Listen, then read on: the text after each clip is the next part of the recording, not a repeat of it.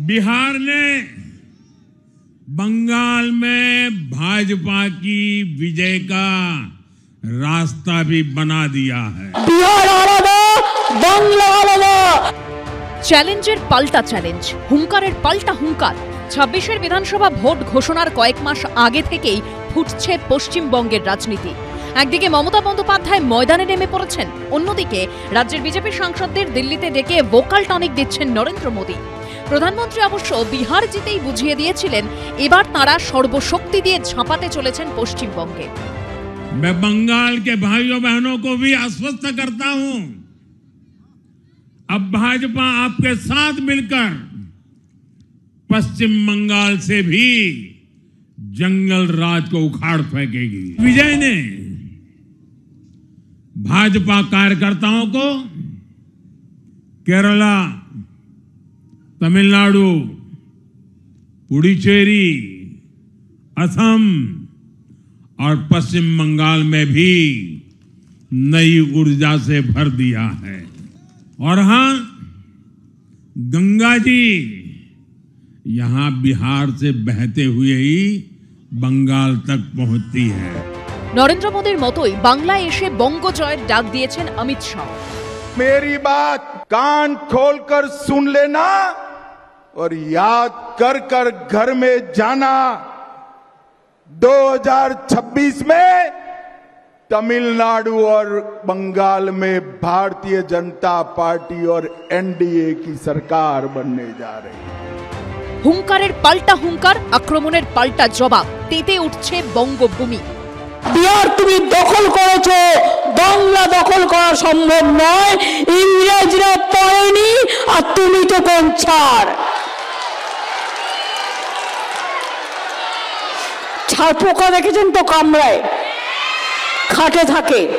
রাজনৈতিকভাবে ছাড় পোকাকে সরিয়ে দিতে হবে, রাজনৈতিকভাবে, যাতে কোনোদিন বড় বড় কথা বলতে না পারে। শেষ অবধি পশ্চিমবঙ্গের মাটিতে জয়কেতন ওড়াবে কে, সেটা জানতে আর কয়েক মাসের অপেক্ষা। বিজেন্দ্র সিংহ, আশাবুল হোসেন ও রাজীব চৌধুরীর রিপোর্ট, এবিপি আনন্দ। मैं बंगाल के सभी भाजपा कार्यकर्ता साथियों से कहूंगा, हमें कमर कसकर तैयार रहना है।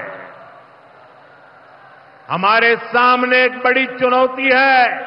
যতই চেষ্টা করো বিজেপি বাংলা দখল করা দুরস্ত। লড়াই করো আর পরাজিত হও, এটা বলতে পারে কালকে। মেগা লড়াই, তৈরি মহারথীরা, তুনের সব তীর ছুড়তে প্রস্তুত যোদ্ধা। কিন্তু প্রশ্ন হলো, লক্ষ্যভেদ করবে কে?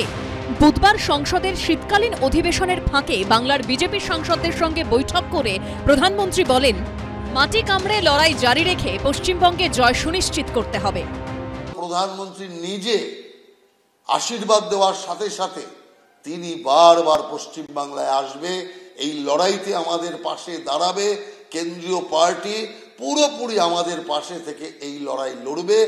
সবাই মিলে আমরা এই লড়াইয়ে ঝাঁপিয়ে পড়ব এবং আমরা বিশ্বাস যে বাংলার মানুষও এই লড়াইতে, তৃণমূল তাড়ানোর লড়াইতে বিজেপির সঙ্গে সাথ দেবে।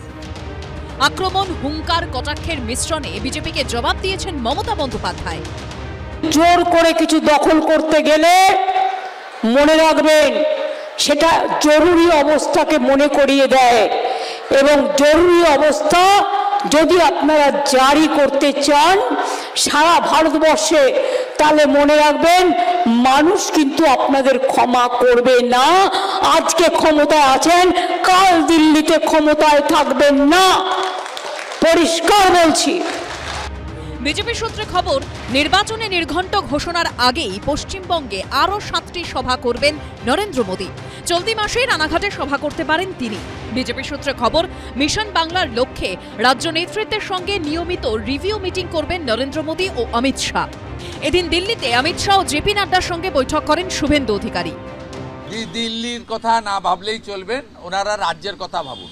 বাংলাকে দমানো যায় না, ওরে হ্যাংলা দল, বাংলাকে দমানো যায় না। Bangla Bangla,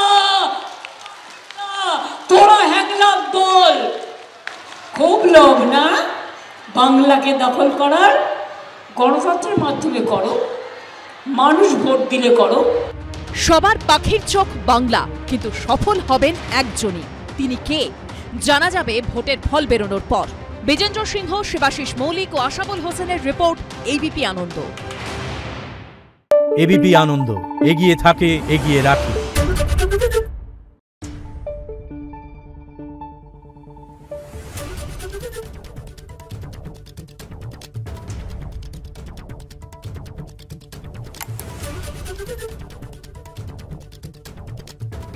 Thank you.